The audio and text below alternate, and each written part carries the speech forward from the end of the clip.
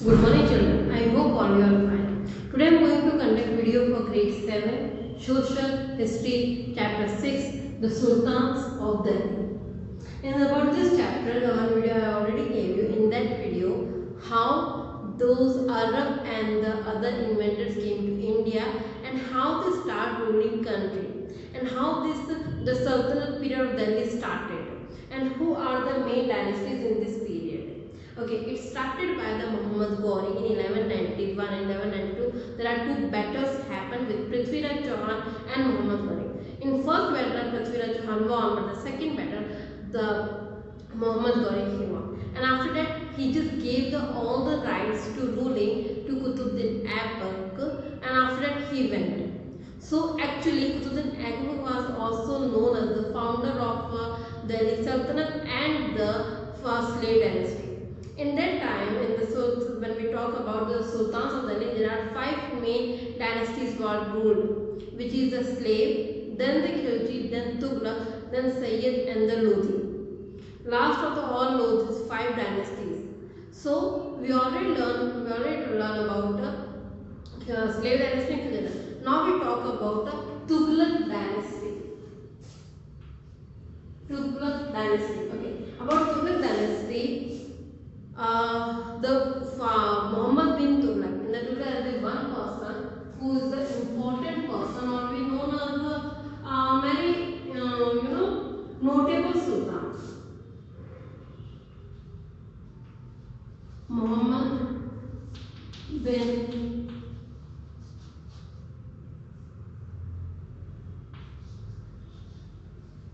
Tughlaq. He was a notable person and he was also known in history as for their own some different type of experiments.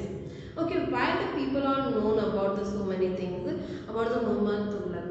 Okay, we try to understand.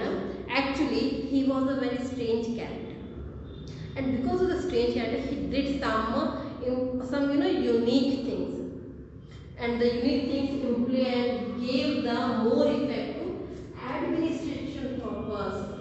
Okay, do you know what he did?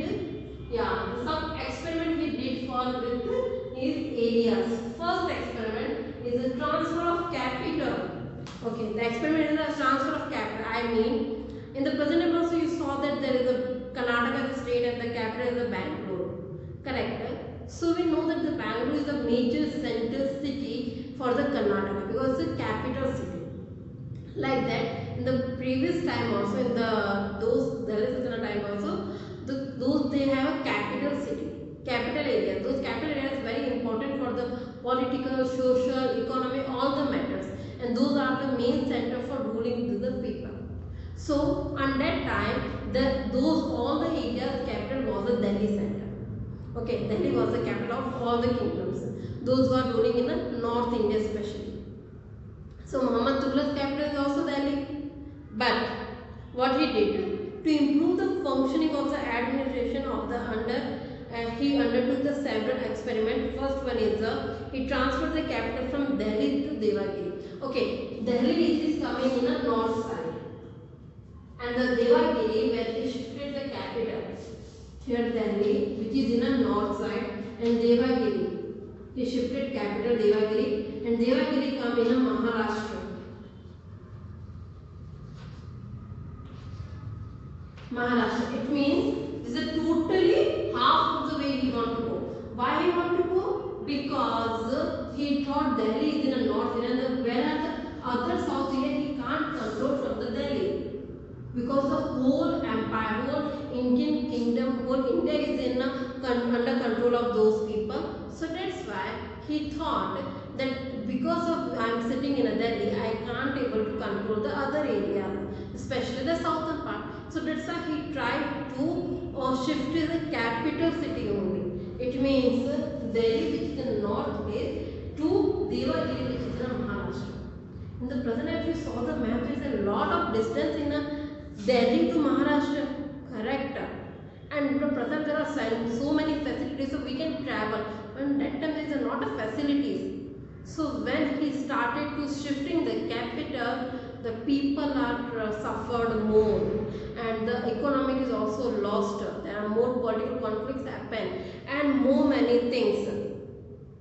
And when he went, it is a distance of 700 miles, which is not so less, it is a so big number. And after when he shifts to Devagiri, after he just renamed to this place as the Daulatabad. He renamed this place also as the Daulatabad. So, the residents of Delhi who were forced to leave their homes faced untold misery in the course of their journey to the homes and the far place in the south. Because obviously it's so far area. So, and obviously in that time there is force also to the normal public that they have to leave that capital city and come with that king and just go for the next place for living. So those people, they lived there, because of the force they lived the place, and after that they just very miserable condition was there. Just can't accept by anyone. Okay, and at the realization that because when in the so long journey most of the people died and the lot of money is also waste. So after that when he all the person reached, half of the people died, the money is also not there, everything is totally disturbed and totally wasted. That time he realized, okay, I have to shift again Devagiri to Delhi capital. I mean, the people already traveled 700 miles, they came already Delhi Devagiri. Now after some times he realized, no, I want to go again back to Delhi because the people are not happy here. So he again traveled Delhi to Devagiri to Delhi back. So this is the first mistakable decision he took, because when the next time when the people tried to return Devagiri to Delhi, only few people survived, mostly people dead. So the first mistake. Now the second mistake is the issue of a token coins. Okay, you know that in the present time we are using currency and we are using coins, but not so much, only 1 rupees, 2 rupees or a 5 rupees coins. But in previous time or past time, or we call a Mughal or those time, only coins were used. Those are coins are silver and a gold coins, because the silver and the gold are the expensive materials, expensive metals. So that's why they are used in the currency matter. Okay, but now for this also Muhammad bin Tughlaq did a experiment work. So experiment person, no? Yeah, what he did? He issued copper coins. Do you know that copper is a cheap than a silver and gold? And instead of gold and silver, he issued copper coins. How a person can do? But he did.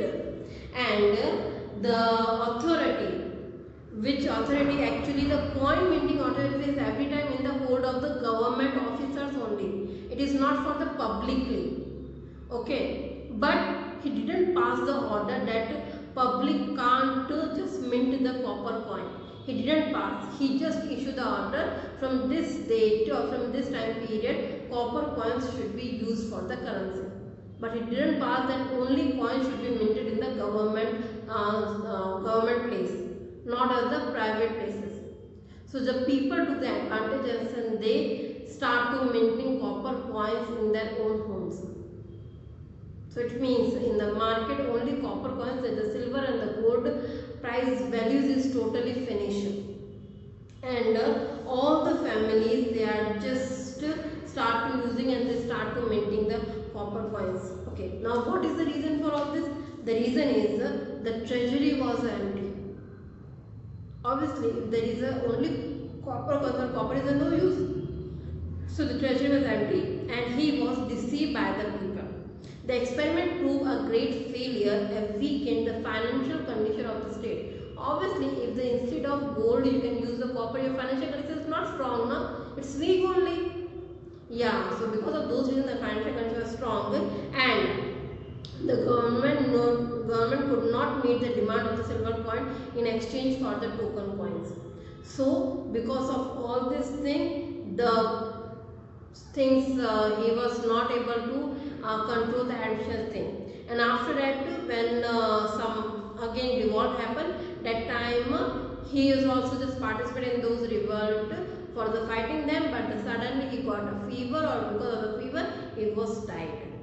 So this is a story about a Muhammad bin Tughlaq who is everyone knows a different and a different character person is there. Okay. Okay, after this Tughlaq, the Sayyid and the Lodi dynasty is there, and after those both are the short period, not so long period, short period, and the last Lodi ruler was the Ibrahim Lodi, was defeated by the Babur in the battle of Panipat. Okay, and Babur was the person who founded the Mughal Empire. So after the Ibrahim Lodi, the Mughal Empire started and the Delhi Sultan period was ended. Now we talk about what is the contribution gave of a Delhi Sultan in the field of administration, economy, architecture and literature. You know, whenever any new dynasties came, they gave a new contribution, they gave a new structures, new monuments, new languages, new literature, new things about to any country. Okay, so what kind of things Delhi Sultans gave? When we first talk the at that time, Hindus formed the majority under the Sultanate and the administration functions on Islamic lines. Army formed the backbone of the state. Because of the army, they know the army is the main important part of the state. So that's why they try to strong to the army. Okay, and all the equipment also. And Balban was a notable sultan because he declared as the god representative. Whatever work he did by Balban, he was known as a god representative and he did a very welfare work for the public also. Okay, and those are the always fearful to the losing power, and this type of philosophy is going for the administration. Now the second is the economic condition. Okay, in the economy, the burden of a land tax heavily fell on the peasants.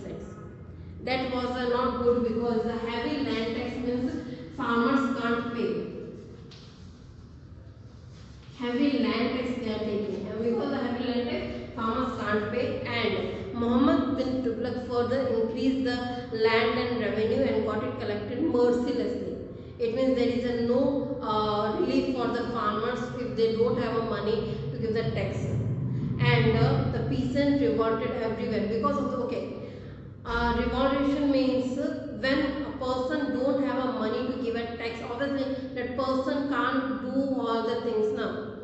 So after that there is a 1%, 2%, 3%, they all collect, they start revolting against the kings.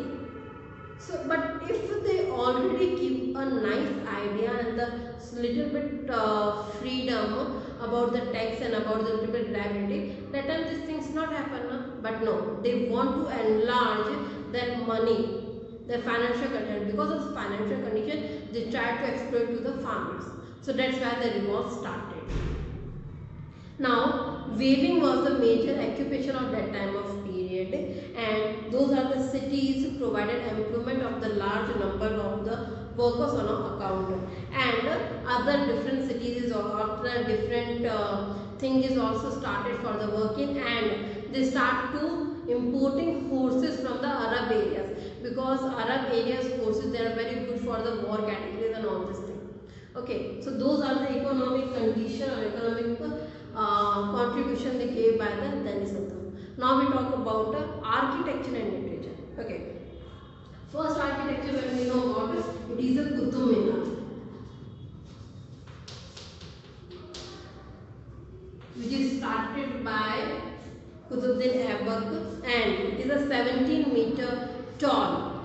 Okay, after Alai Darwaza, it is also impressive structure or entrance. Then Kuwaitul Islam Mosque and the Fort of Siri. Those are the important structure. All these are structured in a Delhi. Then during the Sultanate period, Urdu language evolved. When we talk about the literature, Urdu language, because they are coming from the Islamic and the Arab area, so that's why they all knows very properly Urdu language. And according to this, Amir Khusro and Amir Hassan, they were the great Persian. Okay, normally Urdu, Persian and Arabic language, all three languages, the Arab peoples and the other inventors know. So those three languages they flourished on that time of period. And not only those, the musical instruments they introduced, which are the tabla, sitar and other. And some Hindu sport is also also there, which is like a Padmavat, and Jai Singh wrote this Padmavat in Urdu language, he translated Urdu, and some Hindi poets or the peoples, those are encouraged on that time, which is Ramanand, Kabir Das, Rai Das, Mirabai, all this belong to this period also. So it means in that time of period, Hindu literature and all this thing also flourished. So this is all the things about the Delhi Sultanate period. There are 5 main dynasties, and in that from 1206 to 1526, these 5 dynasties ruled over India. After that, Mughal Empire came. Okay, so related to this children, now I am going to show you a PPT about your this chapter, notes, question answer, fill in the blanks and match the following. Just see and copy in your classroom.